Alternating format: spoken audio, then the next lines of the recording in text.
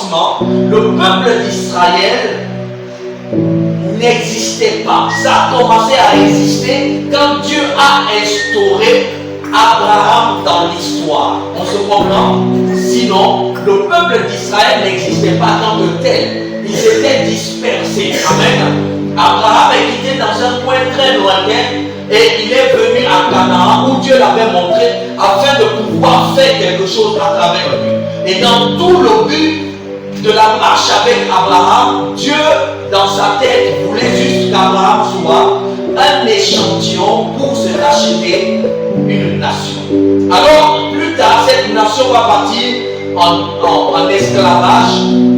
Amen. Va être esclave en Égypte. Et Dieu va dire à Moïse sur le mont Sinaï: descends, va vers tes frères, libère-les, rachète-les et amène-les vers moi afin qu'ils me servent. Amen.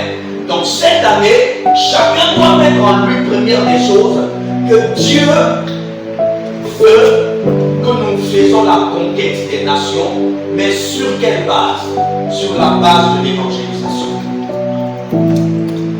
Dis à ton voisin: sur la base de l'évangélisation. Vous savez, les enfants d'Israël étaient perdus. Ils étaient totalement perdus. Ils avaient même commencé à perdre la foi en Dieu. Amen, amen. D'autres avaient toujours confiance qu'un jour, Dieu les sauverait. Mais, vous allez voir l'homme qui peut faire 1 an, 2 ans, 3 ans dans l'esclavage, 5 ans dans l'esclavage, 10 ans, 100 ans, 200 ans, 300 ans, 430 ans. Ils sont toujours esclaves. Est-ce que ces gens-là pouvaient maintenant croire que Dieu peut les sauver? Ils ont perdu quelque part la force et la foi.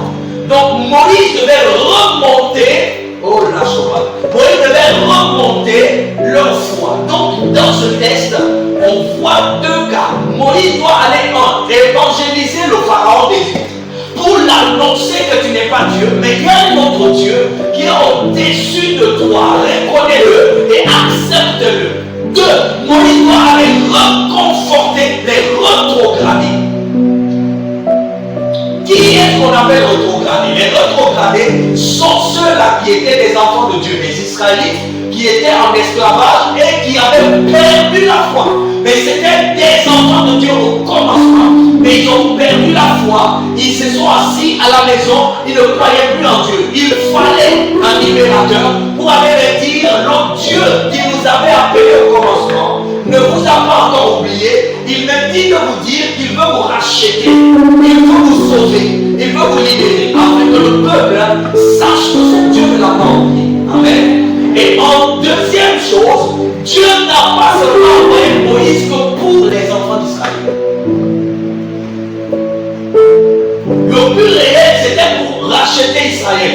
Mais aussi, en dehors de là, il y avait un autre plan pour montrer à Pharaon qu'il y avait un autre Dieu.